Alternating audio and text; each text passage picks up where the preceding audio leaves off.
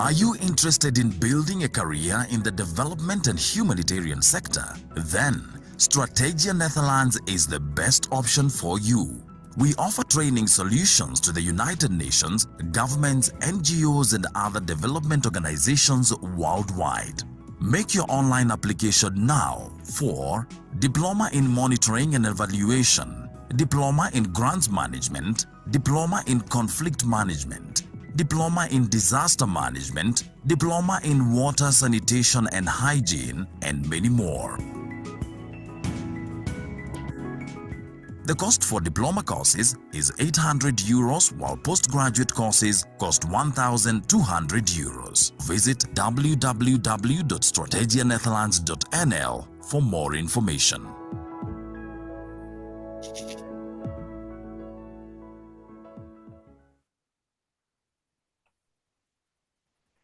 Good morning, everyone. Welcome. It's morning, good afternoon, good evening, depending on where you're logging from. Welcome to another series of our webinars. And today we have monitoring and evaluation and conflict management and mediation. My name is John Karegwa. I'm the training director of Strategia Netherlands, and welcome you. And our presenters today are Dr. Joyce Ngoge, as usual, our M&E and research consultant. We also have Beth Gashura, who is a certified mediator.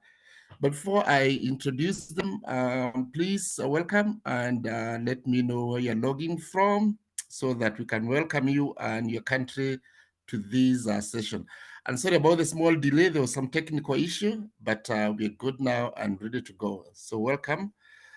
Please indicate in the chat room where you're logging from. Thank you very much. Nepal, welcome. Afghanistan, thank you. Iraq, thank you very much. Kenya, Trinidad, thank you very much. Tunisia, welcome. India, thank you. Thank you very much. Pakistan, India again, Cameroon, thank you. Morocco, thank you guys. Philippines, Nigeria, Zimbabwe, thank you. South Africa, Uganda, Somalia, South Sudan. Thank you, Cambodia. Thank you, Nigeria again. Thank you very much, Kenya, Uganda. Thank you, Sudan, Yemen, Pakistan, Botswana. The whole world is represented here. Zimbabwe, thank you very much. Always for your support. Seychelles, welcome again. Thank you. Keep going. Tell us where you're logging from. Nepal, Tanzania. Thank you. Someone says they have a problem joining in. South Sudan, South Africa, welcome. Lebanon, thank you very much. Thank you very much. Nepal, thank you. I can see Nepal again. Thank you very much for joining. You're always welcome. Switzerland, thank you very much. In our neighborhood, Switzerland, Nepal, Ethiopia. Thank you very much. Fine. So I would ask Dr. Joyce to do a brief introduction of herself and Beth, and we also have my two colleagues, Janet and Ruth, to just say one word. Then now we ask Dr. Joyce to take over her presentation. So Joyce, please go first. Thank you very much. Thank you so much once again for this opportunity. My name is Dr. Joyce Wangaringoge. I am a consultant monitoring and evaluation specialist. I'm also a psychologist and a researcher. So glad to be here. Thank you. Thank you very much. Beth, you can go second and just introduce yourself. Thank you very much, John. I'm delighted to be here. For some reason, I'm not able, please excuse me for now, I'm not able to put on my video. My apologies about that. I'm delighted to be here, excited to be here. My name is Beth Gashura. I am a certified and professional mediator running private mediation in private practice.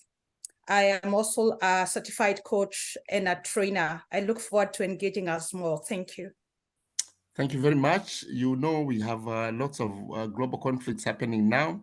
And I think it's timely that we have two webinars on monitoring and evaluation and on conflict management and mediation. And Beth will take us through that session after 1 hour. We also have Ruth. Ruth, would you like to say something? We can't hear you. Oh, sorry, I hadn't unmuted myself. Good morning, everyone. My name is Ruth from Strategia, Netherlands, Academics Division. I'm so glad to be here and welcome everybody. Thank you. And Janet?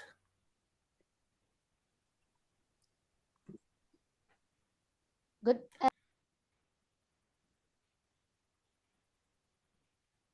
We can't hear you. We've lost you.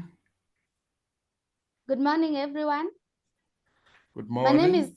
My name is Janet, and I'm the training manager for Strategia Netherlands. Welcome all. Thank you. Welcome. So without further ado, let me invite Dr. Joyce Wangari Ngugi to take us through her session. Joyce, the floor is yours. Thank you so much. Last time I was on the webinar series to speak about qualitative data analysis, quantitative data analysis and reporting. And now today I would like us to delve into qualitative data analysis. And I think that will be a really interesting topic coming out of just the last one where we were talking quantitative and now we move qualitative. So my website is wangari.africa if you'd like any more information about my profile. So I'd like us to consider different methods we use in qualitative data analysis. We will do an overview, most definitely some definitions, and we will also introduce you to the various types or methods of qualitative data analysis and to understand the basis for selecting appropriate analysis methods. So that I think will be really useful for those of you who would like to get inquiry analyzed in the qualitative paradigm. So here are some topics we will cover. We'll look at various types of qualitative data collection methods, which are including but not limited to observation, key informant interviews, focus group discussions, interview schedules, and others. There's a whole bunch of data collection methods, such as photo ethnography, census table, seasonal calendar. Most importantly, we would like to know how these qualitative approaches, methodologies, tools, and methods are used under the different project management cycles. So we have different stages in project management, as most of us in monitoring and evaluation are aware, such as the planning stage, the implementation stage, the outcomes and impact stage. And rather than just informally including qualitative data, we would like to formalize the different approaches, methods that can be used under each stage. Then we will go into the QDA proper, which is the qualitative data analysis method, and we take the 6 most popular ones. That is content analysis, narrative analysis, discourse analysis, thematic analysis, grounded theory, and the phenomenological one that is in full called interpretative phenomenological analysis, IPA. Then lastly, we will look at some ethical considerations, some of the computer-assisted softwares we use and their limitations, some challenges and how to overcome them, and most definitely a summary. So welcome to the qualitative data analysis. Last time during quantitative, we looked at this scenario of a monitoring and evaluation case of this old story or fable of the crow and the pitcher. And we had very interesting comments about how and why this crow and the pitcher came about. For instance, in qualitative methods, we are interested to explore and describe the various indicators. So if we can put up an objective or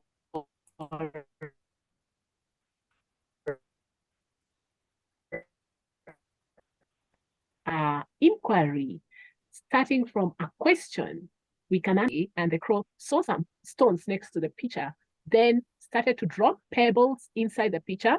And of course, the inputs in this case were the pebbles, the crow, and the pitcher. And some of the outputs are such as the water level rose. And we looked at some outcomes. Medium, the crow was able to drink, including short term. And long term, of course, the crow was satisfied of its dust. And some indicators were the number of pebbles dropped and the level of water rising was an indicator. And which indicator did we use for whether the crow was satisfied? The crow's level of dust. Now, which kinds of qualitative questions can we ask on any of these indicators about the crow and the pitcher in order to have in-depth descriptions and very rich analysis and explanations? So qualitative analysis is more interested not just in the numbers, such as the numbers of pebbles and the measurement of the exact levels of water and the statistics around all of these things using fixed scales. Rather than all of this numerical data, qualitative approach would take a more in-depth analysis and take the nuances. So I'd like to hear your perspectives from the chat. Just type. So what kinds of qualitative questions can we ask and under which indicator? So for example, how and why did the crow do these things? So maybe let me just take some sharing. So the question is, what qualitative indicators can we add to this very typical quantitative type of a monitoring and evaluation scenario? Somebody is asking whether the slides will be sent afterwards. All right, so I'd like us to now engage deeply in this question just for a moment. So I'd like to know from you, what kinds of qualitative questions can you ask from this scenario of the crow and the pitcher? I see lots of people are still introducing themselves, still coming in. I'd like us to now get right into the meat of things. I'm still waiting. I think you're still processing the question. I hope you heard me loud and clear. So I'd like to know what qualitative indicators you might want to think about in this scenario. All right, perhaps I'm going to give you more time. Yes, the type of pebble. Thank you, Neki Nitsvani. I see that. Anyone else? Size of pebbles the crow brings. Okay, size. I'm not sure if size is quantitative or qualitative. The story as narrated on the screen is quite quantitative. So I was looking for more qualitative, the softer side of data, where we talk about how and why, where we describe and explore. So good trial, but maybe you can try again. Another answer. The level of the crow's dust, that could be more quantitative. The level of satisfaction that the crow gets. We could talk about the crow's experience of dust satisfaction, for example. What attracted the crow to the pitcher? Yes, now we are getting qualitative. Thank you so much. Who was that? Lawrence Udensi. Serene, sorry, I can't pronounce your other name, Serene. Was the water warm or cold? Sarah Sohun says, how did the crow bring the pebbles to the pitcher? Great, we are getting there. Muhammad, almost level of dust. I'm not sure if that's qualitative. Samuel Kosipa, why was the crow dropping pebbles? Yes, wonderful, very well done. Abdul Hamidu, amount of water intake, sounds quantitative though. Mohammed Yunis, durability of the pebble, not sure if that's quantitative or qualitative. Takawira Chirume says degree or level of dust, sounds a bit quantitative, not sure. And Charles Kapka, type of vessel, okay. Younger Toti, conditions of the environment where the pebbles and water are in, all right, yeah. Mary Musungu, how do you feel after drinking water from the pitcher? Yes, now we are that's purely qualitative. Thank you. Kasludo, how are the pebbles dropped? Yes, very well said.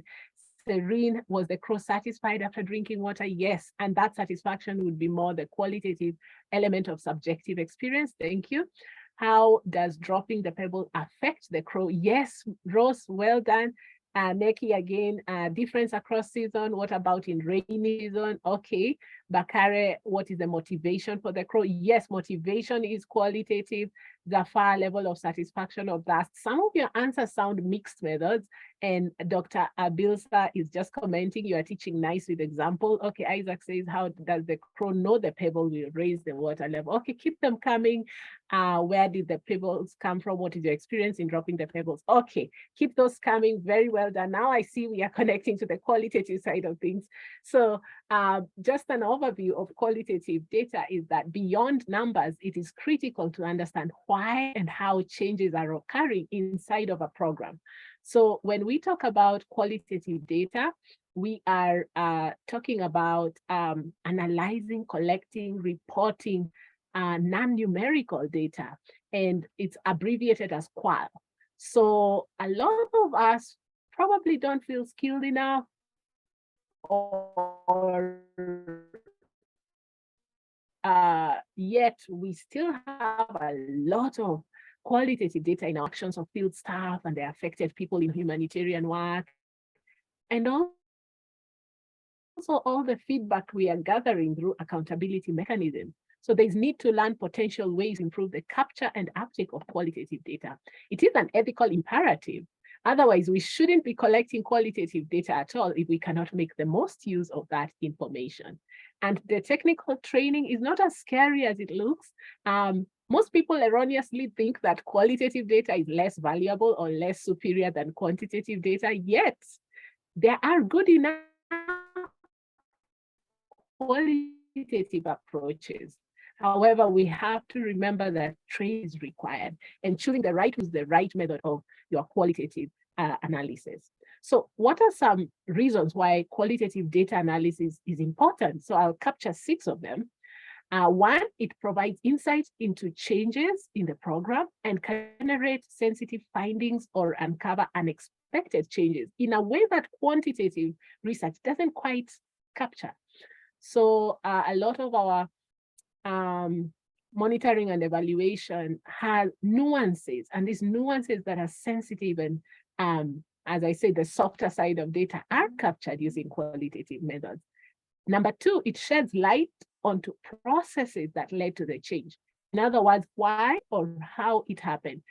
Qualitative approaches are very keen on descriptive and explorative types of analysis. Number 3, we can capture change or lessons learned from different points of view, a very, very important distinction from quantitative analysis. For it allows the experience, knowledge, and expertise of the people involved to shape the findings, and therefore it creates deeper understanding of the change processes. So picture that qualitative approaches are emic. The investigator, or in this case, the M&E professional, is squarely involved inside of shaping the findings. In quantitative research, though, the investigator has to be very removed or objective, okay?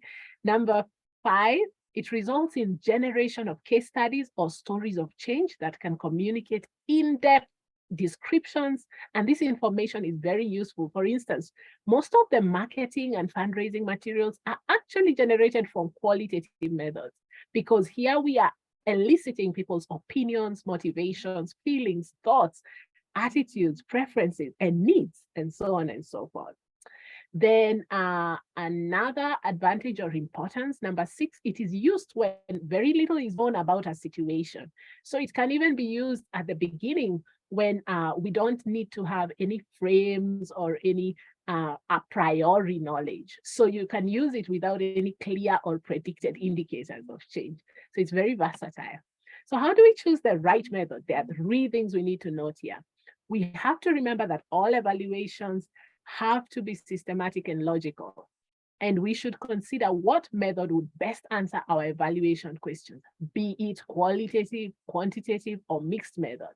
Sometimes we need to consider how to combine qualitative data with that will create a mixed method evaluation. So it has to be systematic and logical. And sometimes qualitative methods have been criticized for not being as systematic enough. And we shall see how to make our qualitative findings even more valid. Secondly, there are so many more qualitative methods at our disposal. Each one of the methods give different kinds of data. So you have to think about which method do I select depending on which data I would like to generate. And it all begins with your evaluation question. So you've got to decide which one method or set of methods is appropriate to answer your evaluation question. Number three, you've got to know which data collection methods will be best so that we do this systematically. So as I said earlier, people think, oh, this is just easy. We just need to do a quantitative M&E and then add a few interviews and that's it. But in reality, using qualitative methods takes a lot of practice and training. So I'd like to hear from you again. What is qualitative data? What is qualitative data analysis or QDA? And how is it different from quantitative data analysis? So let me just take some more sharing now real quick, and then we move on. So I see a lot more examples, keep them coming. Some people still answering the previous question. So I'd like to know, how is qualitative data different from quantitative data analysis? Okay. Raymond had answered the previous question, where did the paper come from? Brenda said, what is your experience in dropping the pebbles? Rahila, what's the level of water before adding the pebbles? Rahila, I think that's more quantitative, but thank you.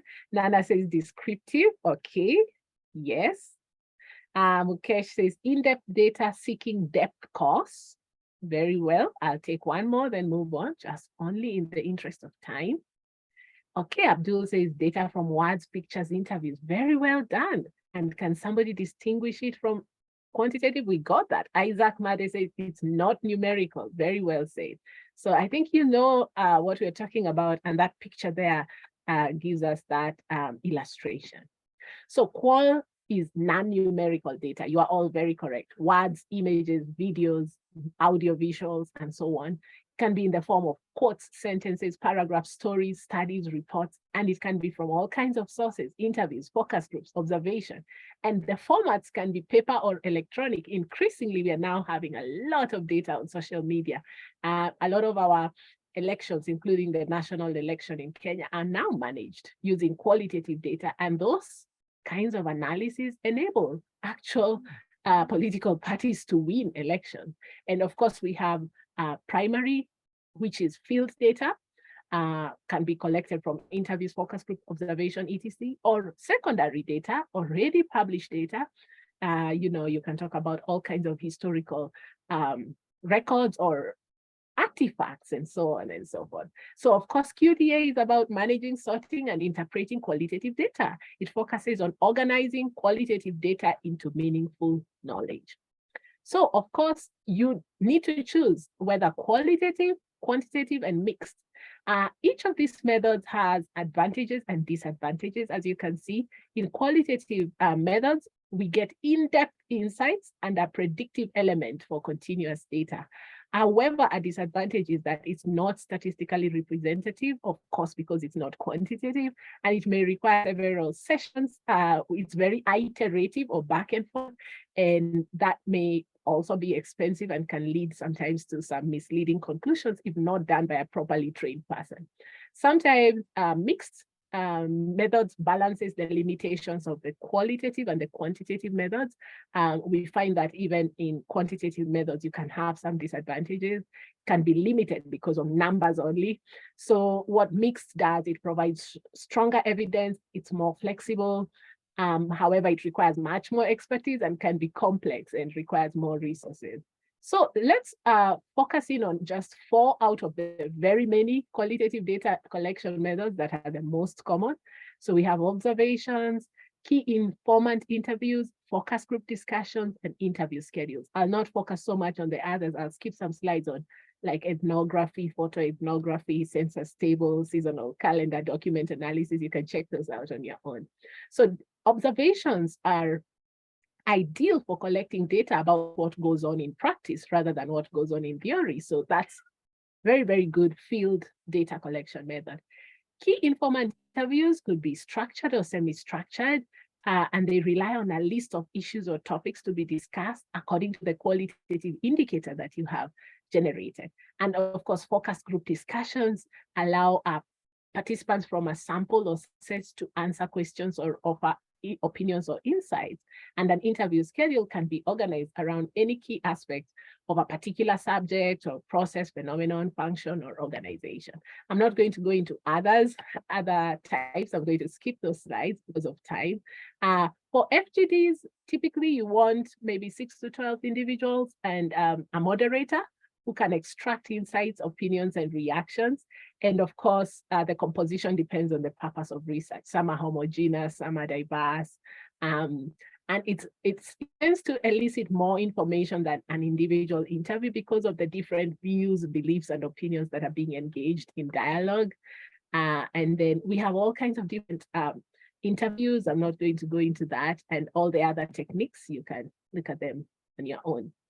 So now let's look at how to map these main data collection approaches in the different stages in the project management cycle.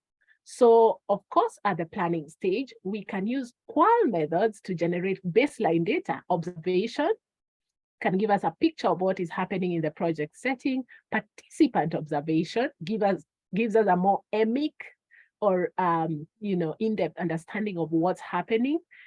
Because especially we are in the backstage where there's no more observer effect. We are amongst the participants of the evaluation. And then key informant interviews can give us some project parameters.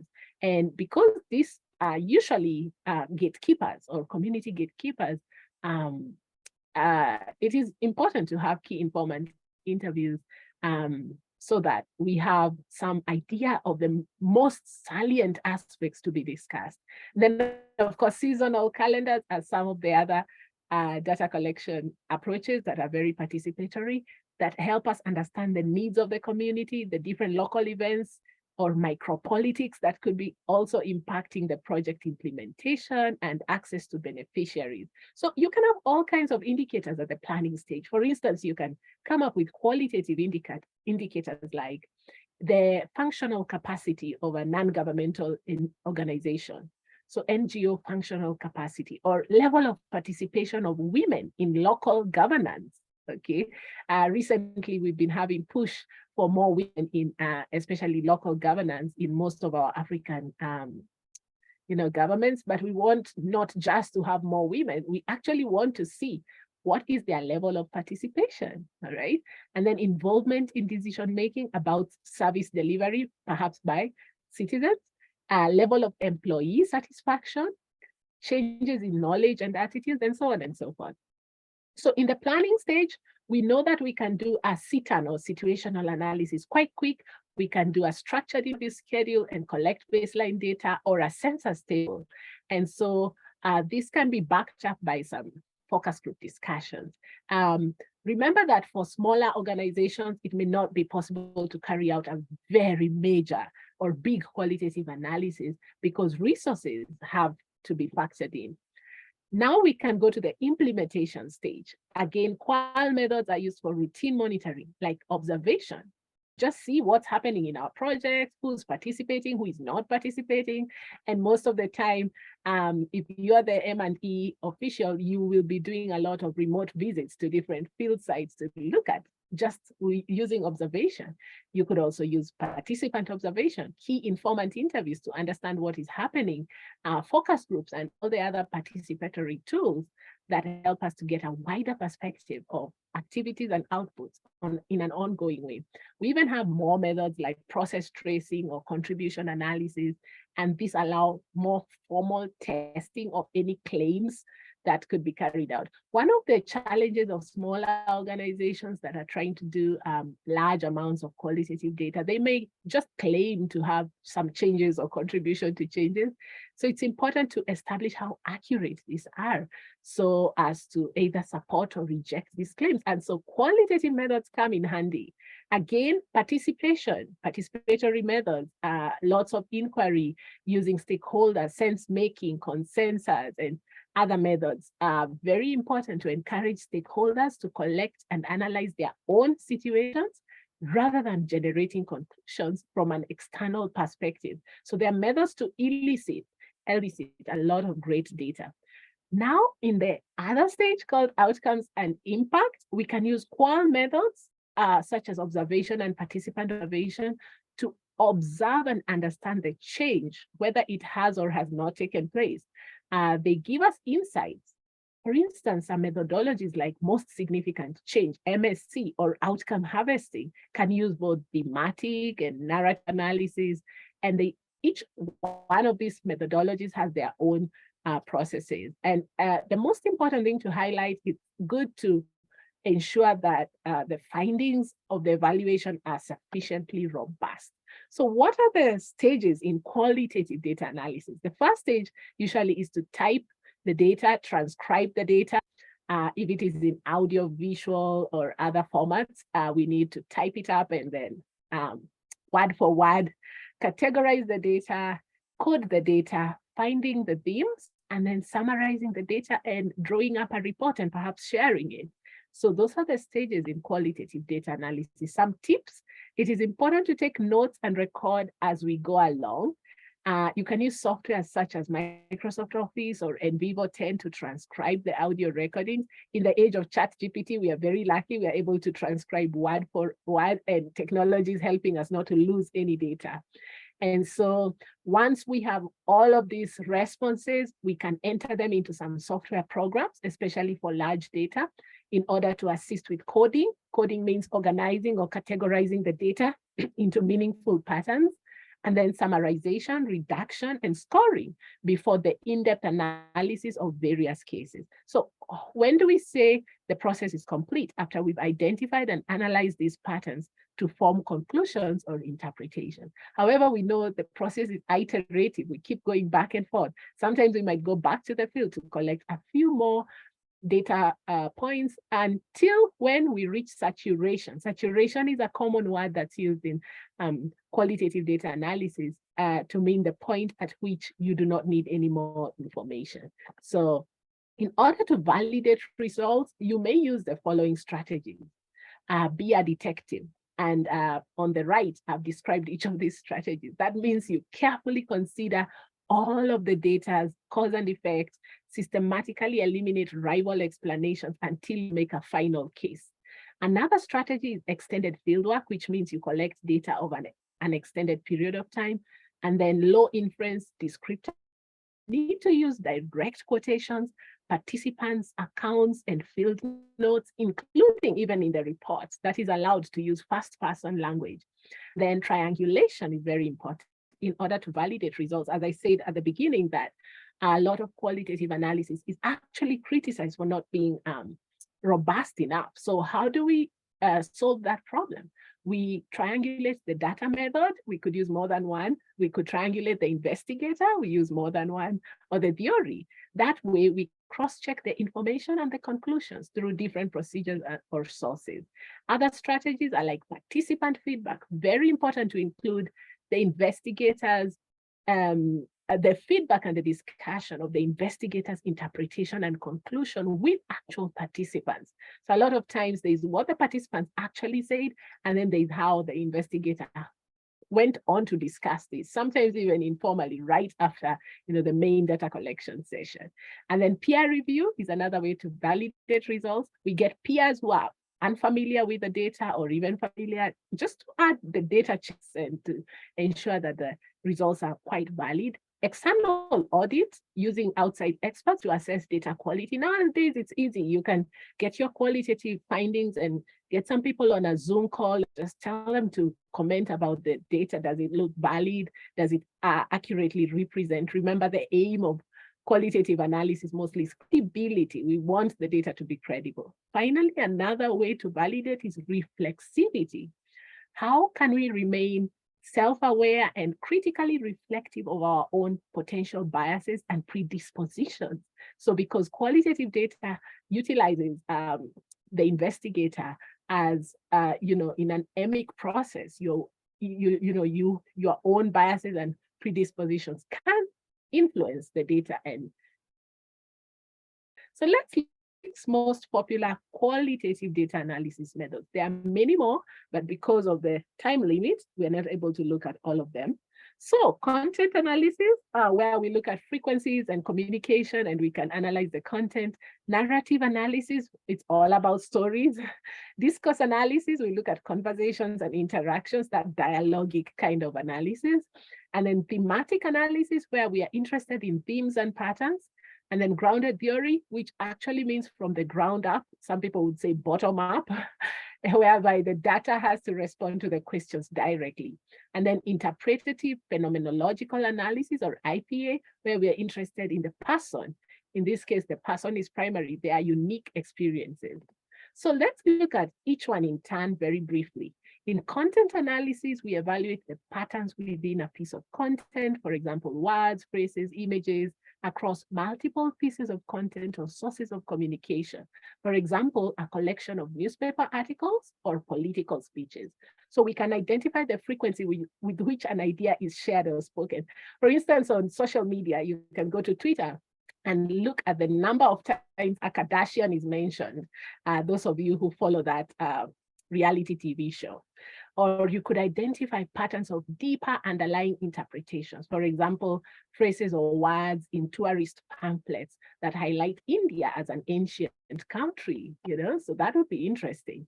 So in narrative analysis, which is the second method we can look at, we focus on stories and what they mean. And this results in the production of quotes, anecdotes, testimonials, case studies, or stories of change. So we can use narrative analysis to explore how something is being said or whether it's important.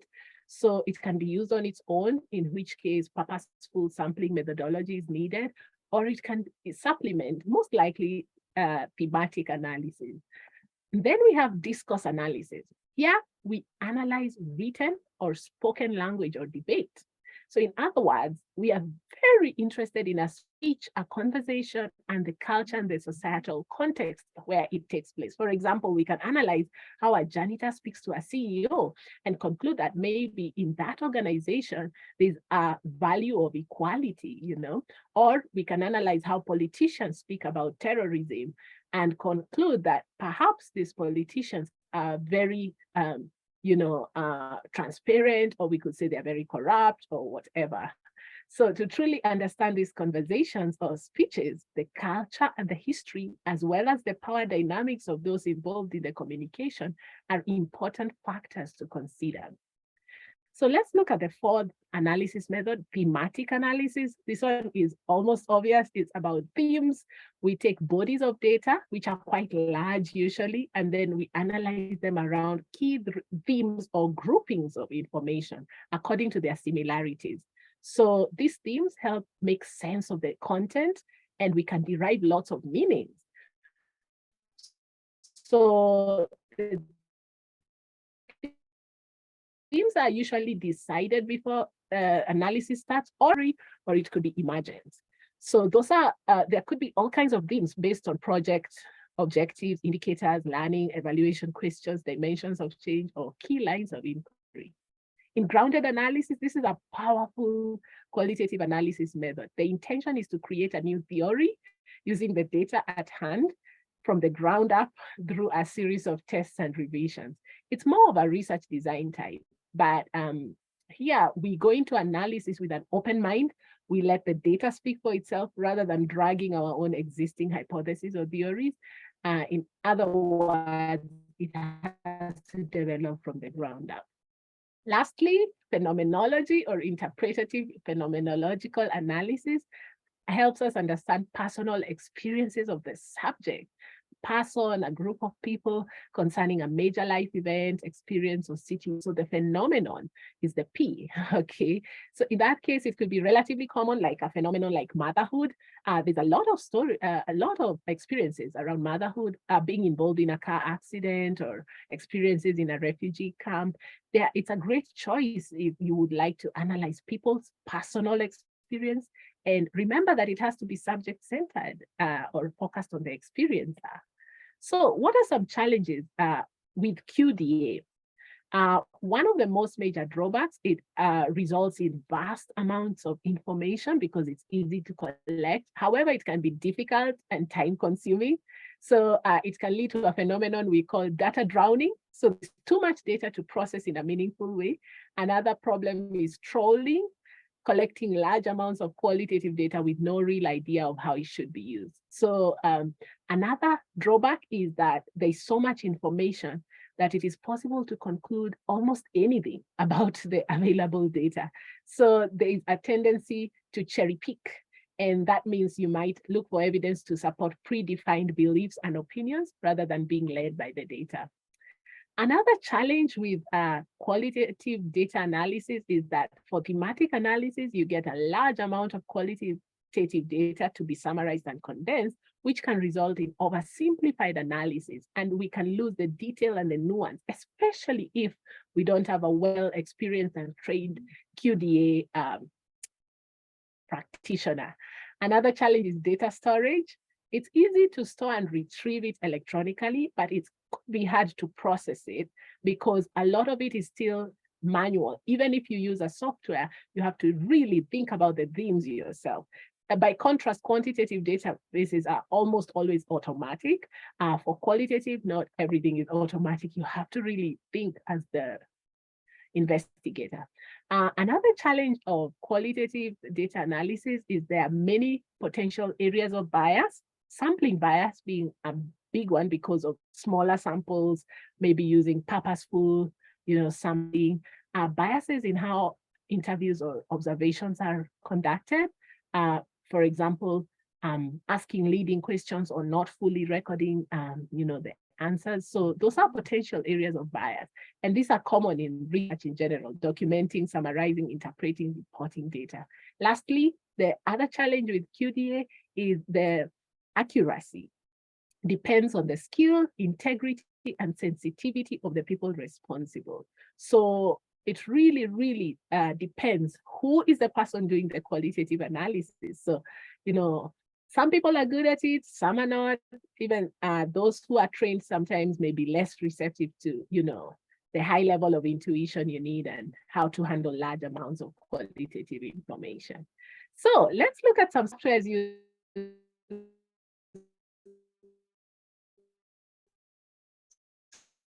for QDA. Can you name any? Please type in the chat. Every situation. We have softwares to help us in any kinds of tasks for QDA. Softwares mostly help us in automatic coding and sorting, organizing and labeling data, searching for keywords or phrases, and data visualization. Let me see some examples in the chat. Do you know any QDA software? Yes, NVivo is a very popular one. I see 3 of them. SPSS, no, unfortunately. Atlas TI 8. Yes, thank you. I love NVivo. I mentioned again 4th time. Excel, no. Power BI, no. SPSS can also be used for qualitative. Okay, maybe tell us more. I'm not sure about that. What I know is that some of those can be used for mixed methods. QDA, Minor, Cactus, Kobo tool, ERP. Yes, so a lot of you are mentioning some softwares used for quantitative data analysis. I'm not sure some of those are for qualitative, but here are the most popular from this website that compares them. Tagwet is a free one that's used by students a lot. Atlas TI, Maxter can also do mixed analysis. NVivo, a very, very popular one. I use NVivo myself, not too familiar with the others. Deduce is a very good software.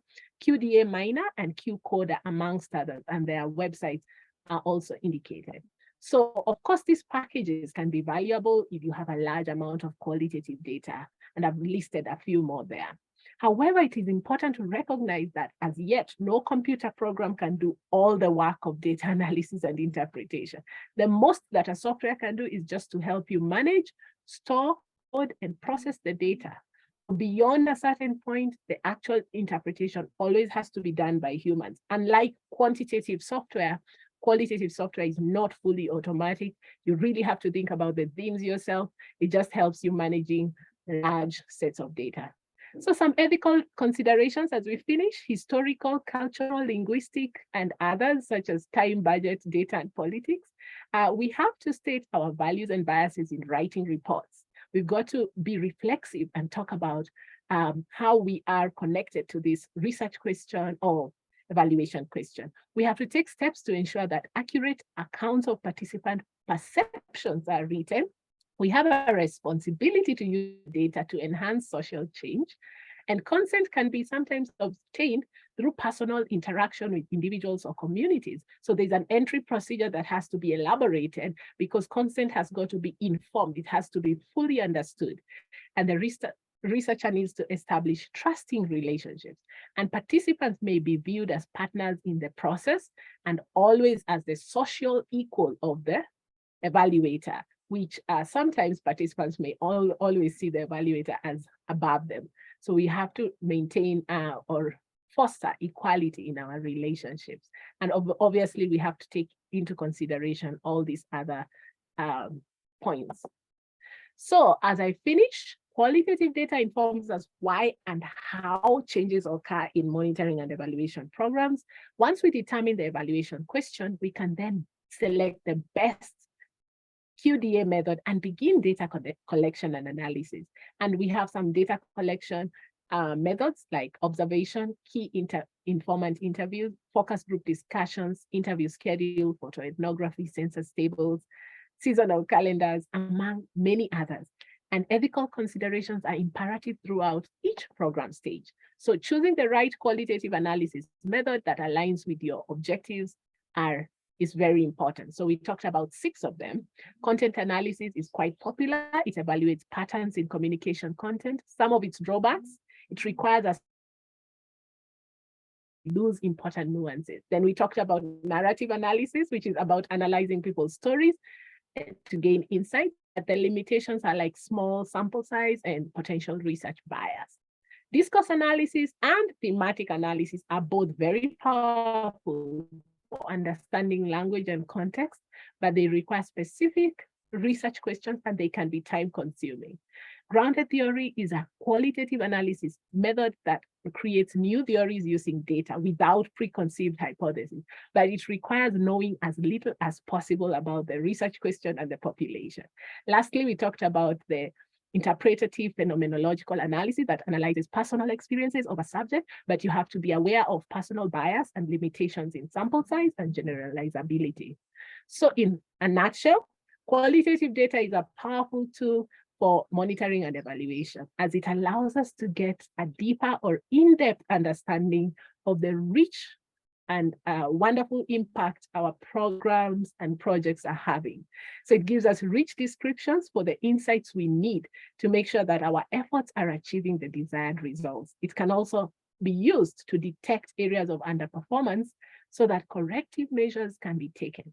As such, QDA is an invaluable resource for any organization looking to assess its progress and make improvements where necessary. Thank you so much for your kind attention, and I'll be happy to take any comments or questions. Thank you very much, Dr. Joyce, for a well-researched presentation. We'll now open the floor for questions. So please lift your hand if you have a question, and we'll take the question. Thank you. Probably you could check in the chat room if there are any comments. You will respond to those ones first as we allow people to prepare their questions. Yes, of course. Thank you so much for that. Yes, thank you for that opportunity. So I see some questions already in the Q&A section. What should the researcher do and not do during the qualitative data analysis? Great question. So I think reflexivity is one of the main things to do, keeping asking how we are influencing and biasing potentially, the results because of the major controversy of qualitative data not being very systematic. So the things not to do, I think it's the things that I had mentioned under the ethical considerations. We've got to make sure that we do not just appear as maybe superior to our participants. We have to foster equality, and some of the other ethical considerations that I had mentioned in reverse is what we should not do. Thank you. So I can see a question on Instagram. interesting. How do we analyze? We do have amazing softwares for coding, collecting, analyzing social media. Social media has become a very, very powerful space for qualitative analysts, and we are very keen to create, outputs from social media, including simple platforms like WhatsApp. There's a lot of people now creating background data, and of course with informed consent. Everything you do in evaluation has to have informed consent. There's great information going around on exactly how to do that, and you can find it online. There are specific softwares to even do that. What are the tips to establish good monitoring and evaluation systems in organization? Great question. Thank you for that. There are so many steps for setting up an M&E system. Define the purpose and the scope of your M&E system, and then you can just agree on some outcomes and objectives. After you have a purpose and a scope and then outcomes and objectives, from there you can now create a view of change, including the indicators. Then you plan your data collection and analysis using the steps I described, including development of the tools. And I described different methods and tools you could use. And then, of course, plan the organization of the data. From there, it's pretty straightforward. You will now be able to analyze the data and plan the information flow, reflection processes, and it's always great to have an event or a dissemination session to actually announce a lot of your, data analysis. So it's good to plan all those resources and skills in advance. Thank you for that question. Let me see this, another one. Some people asking about the slides and the videos. I think that one will be answered. So enlightening. I wish to ask if there are free softwares to analyze qualitative data. Yes, I had mentioned a couple that are free, and you can find a lot of the information online. I've even given some websites. So Target is one that's free. Most, though, are behind a paywall, and also our licensed developers are very, very clever. They always add new versions and increase the price every year. So the more sophisticated ones that will help you more are behind a paywall. You have to pay for those annually. Thank you. How do we analyze FGD results? Great question. So for focus group discussions, we particularly will be looking at the nuances in the interactions. And of course, for analysis, it's just like any other qualitative analysis. We arrange them, we code, and then it can be quite complex because it involves both the verbal content as well as the non-verbal communication. And still, we still find that a lot of focus group data is often under-analyzed. So you don't just report the emerging themes, which is what most of us are doing, and the coding frequency. We also need to analyze, all the sub, or what we call para-language, arms, all the arms and the R's, and identify quotes and encapsulate these themes and traits. So nothing tells a story like dialogue. So it's always good to draw a distinction between general trends and unique but significant, what we call outlier responses. So those are some of the techniques for analyzing FGDs. Oh, there are more questions now. Thank you. Is your institution offering training? Yes, I do train on data analysis softwares. Also, Strategia Netherlands has a wonderful M&E program on the same. What types of methods would you recommend to measure impact? I think I mentioned I mentioned about 6 methods for analyzing qualitative data to measure the process. Okay. Can we conduct baseline survey without qualitative data collection? Yes, of course you can. You can do baseline surveys using different other methods, questionnaires and things like that. The advantage of qualitative methods for baseline surveys is you're breaking ground. Qualitative methods allow you to break ground and explore why and how very beautifully. How do you analyze images and videos for qualitative research? Same process. Transcribe, and then start coding, arranging themes, and then analyze. Can you organize a session for qualitative data analysis in software? Yes, I would love to do that if I'm allowed. Coding, I actually trained that. Any software for qualitative analysis? We mentioned very many. I don't know if you're coming in right now, Abdul. Is qualitative data good enough to make inferences about a population? No, it's not. That's one of the drawbacks. It's not generalizable. Thank you. I think I have tackled all the questions. And how do you transcribe the image as people will interpret the image differently? You use a coding summary. You kind of come up with like an a priori type of a code book. So you have to have a code book and do that. How to code the information, any references? Is ODK and Kobo Collect good for collecting qualitative data? Yes, it is. So wonderful.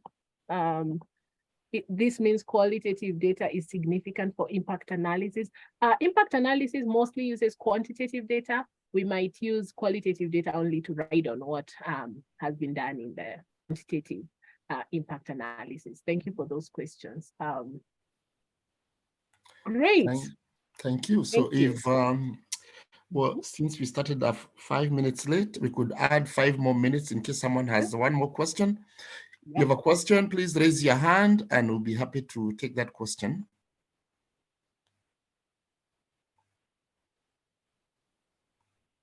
Please raise your hand if you have a question and we can give you the floor.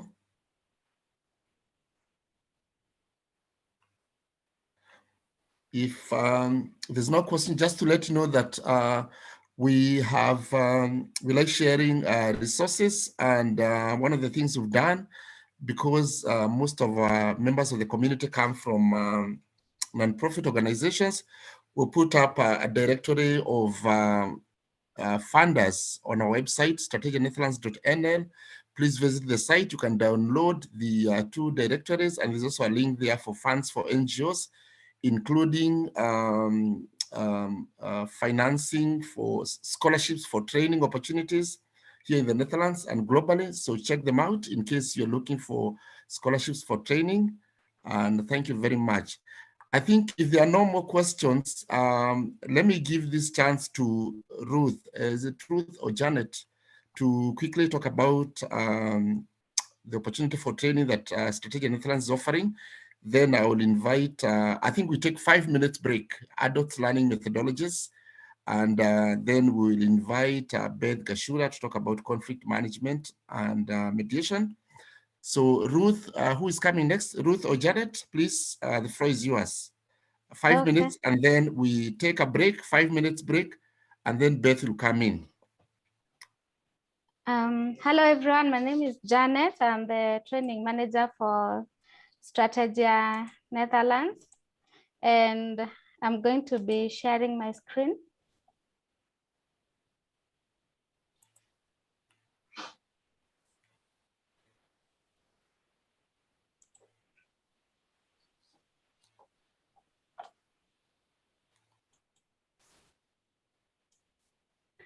So Strategia Netherlands is an international organization with the mission of making development humanitarian work more effective. We achieve this through developing and implementing consultancy projects and delivering innovative capacity buildings.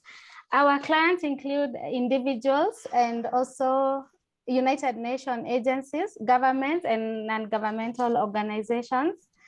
We have held trainings for key development partners in countries such as Sudan, Ethiopia, Kenya, Afghanistan, Libya, Uganda, Tanzania, Senegal, Ivory Coast. We have clients from around the world.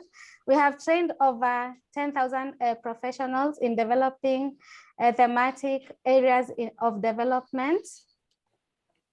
Now we offer courses that various courses, and these are in several categories, namely certificates, diplomas, postgraduate diplomas, and short courses.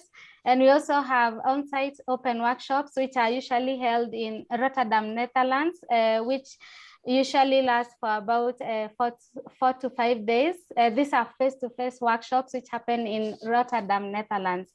So for the Some of the programs we offer include monitoring and evaluation, project planning and management, financial management for NGOs, grant management, water sanitation and hygiene, which is also called WASH, procurement and supply chain management, gender-based violence, food security program management, humanitarian and development studies, humanitarian and conflict responses, among others. These are just examples of some of the courses that we offer. And the duration of the courses, for certificates, the duration is 3 months and the cost is $500. For diploma courses, the duration is 6 months and the cost is $1,000, €1,000. For postgraduate diploma courses, the duration is 1 year and the cost is €1,500. For short courses, the duration is usually 4 weeks to 8 weeks and the cost is €500 per person. But if you register as a group of 5 people and more, you usually get a discount of 10%. For on-site open workshops, the duration is usually 4 to 5 days. And this happens at Rotterdam, Netherlands, and which is a face-to-face workshop. And the cost is €1,600. But if you register as a group of more than 5 participants, you get a discount of 10%. Now, we are offering a discount of 20% for everyone who is attending this webinar, and the discount will be valid up until 30th October 2023. And for you to get this discount, kindly send us an email to our email address, which is info@strategianetherlands.nl, and mention that you attended the webinar and we will be able to give you the discount of 20%. And for more information on courses and programs, kindly visit our website, which is strategianetherlands.nl. And don't forget that to get the 20% discount, kindly send us an email and mention that you attended the webinar. We look forward to hearing from you, and thank you for attending our webinar. Thank you very much, Janet, for that presentation. Please take that opportunity to sign up for one of the courses. We will take 5 minutes break. Please grab some coffee. And then when we come back, we have the next session on conflict management and mediation presented by Beth Gashura. It's so important that we take a break. So let's do that. Regina, please give us some music as people grab some coffee, and then we come back after 5 minutes. Thank you very much. So we come at 11:15. Yep. Thank you. It's so important that we take a break. So let's do that. Regina, please give us some music as people grab some coffee, and then we come back after 5 minutes. Thank you very much. So we come at 11:15.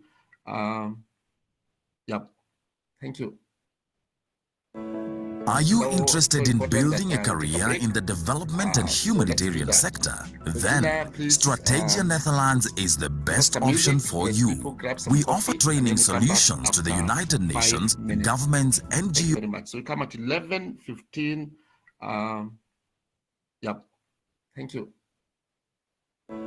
Are you interested in building a career in the development and humanitarian sector? Then Strategia Netherlands is the best option for you. We offer training solutions.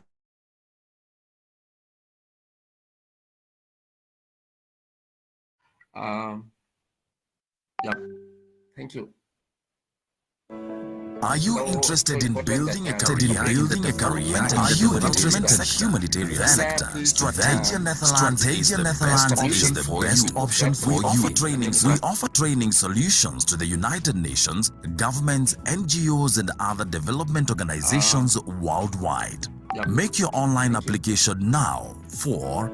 Diploma in monitoring and evaluation, diploma in management and human diploma in conflict management, diploma in disaster management, diploma in water sanitation and hygiene to the United Nations, governments, NGOs and other development organizations. The cost for diploma courses, make your online application now. Postgraduate courses, diploma in monitoring and evaluation, diploma in management and human diploma in conflict management, disaster management, diploma in water sanitation and hygiene to the United Nations, governments, NGOs and other development organizations. The cost for diploma courses, make your online application now. Postgraduate courses, diploma in monitoring and evaluation, diploma in management options for diploma and planning solutions, disaster management, diplomas in water sanitation and hygiene to the United Nations. Make your online application now. The development organizations, diploma in monitoring and evaluation, make your online application now. Postgraduate courses, diploma in monitoring and evaluation, diploma in management options, diploma in water sanitation and hygiene, disaster management, diplomas in water sanitation and hygiene. The cost for diploma courses, make your online applications now. Postgraduate courses, diploma in monitoring and evaluation, make your online applications now. Postgraduate courses, diploma in monitoring and evaluation, diploma in management, diploma in water sanitation and hygiene, disaster management, diplomas in water sanitation and hygiene. The cost for diploma courses, make your online applications now. Postgraduate courses, interested in monitoring and evaluation, make your online applications now. Postgraduate courses, Strategia and diploma in water sanitation and hygiene, disaster management, diplomas in water sanitation and hygiene. The cost for diploma courses, make your